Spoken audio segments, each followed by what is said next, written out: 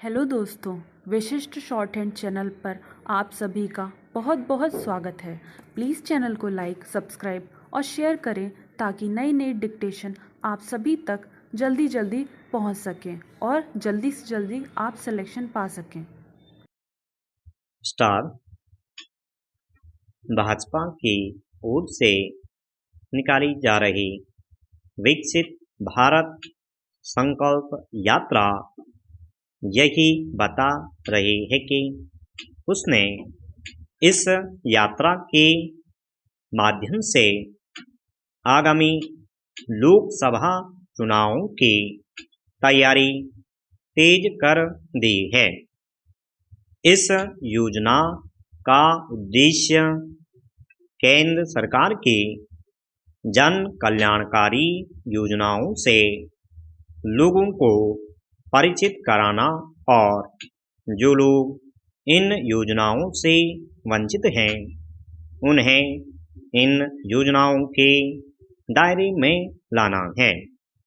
वैसे तो इस योजना का शुभारंभ करीब 1 माह पहले झारखंड में खूंटी से किया गया था, लेकिन विधानसभा चुनाव के चलते मध्य प्रदेश, राजस्थान, छत्तीसगढ़, तेलंगाना और मिजोरम में यह यात्रा शुरू नहीं हो पाई थी। अब इन 5 राज्यों में भी इस यात्रा की शुरुआत की जा रही है। इस यात्रा के दौरान प्रधानमंत्री अपनी सरकार की कल्याणकारी योजनाओं के लाभार्थियों से संवाद भी कर रहे हैं। इसके जरिए वह लोगों से सीधे जुड़ रहे हैं।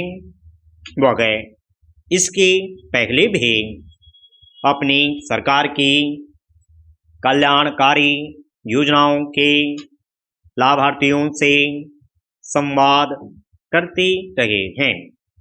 केंद्र सरकार की विभिन्न योजनाओं से लाभान्वित लोग भाजपा का एक बड़ा वोट बैंक बन गए हैं। इनमें सभी जाति, पंथ और क्षेत्र के लोग हैं। वास्तव में जो जितना निर्धन है वह मोदी सरकार की योजनाओं से लाभान्वित होने में उतना ही आगे है। इसी कारण मोदी सरकार के विरोधी भी ऐसा कोई आरोप लगाने में सक्षम नहीं कि केंद्र सरकार या फिर भाजपा शासित राज्य सरकारों की योजनाओं को लागू करने में किसी तरह का भेदभाव किया जा रहा है। मोदी सरकार ने अपनी कल्याणकारी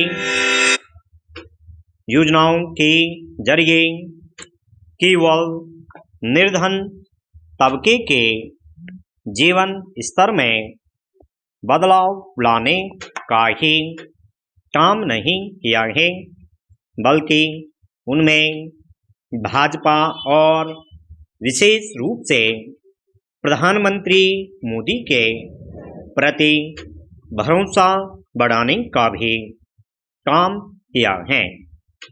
आज यदि प्रधानमंत्री मोदी लोकप्रियता के मामले में सबसे आगे हैं, तो कल्याणकारी योजनाओं पर बेहतर तरीके से अमल के कारण ही, क्योंकि मोदी सरकार अपनी योजनाओं को सफलता से लागू करने में कहीं अधिक सक्षम हैं।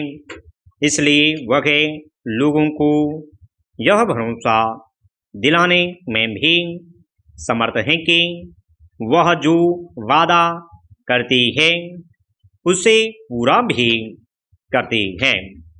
हाल में संपन्न मध्य प्रदेश, राजस्थान और छत्तीसगढ़ में मोदी की गारंटी के नारे ने इसीलिए असर दिखाया क्योंकि लोग इसे लेकर आश्वस्त थे कि प्रधानमंत्री जो कह रहे हैं उस पर अमल भी करवाएंगे।